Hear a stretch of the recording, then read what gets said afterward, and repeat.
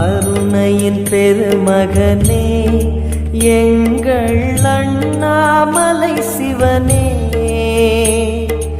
ஆடிய பாதத்தில் ஓரிடம் வேண்டும், ஆடிய பாதத்தில் ஓரிடம் வேண்டும். அருள்வாயீஸ்வரனே, அன்பே அருணாச்சல சிவனே.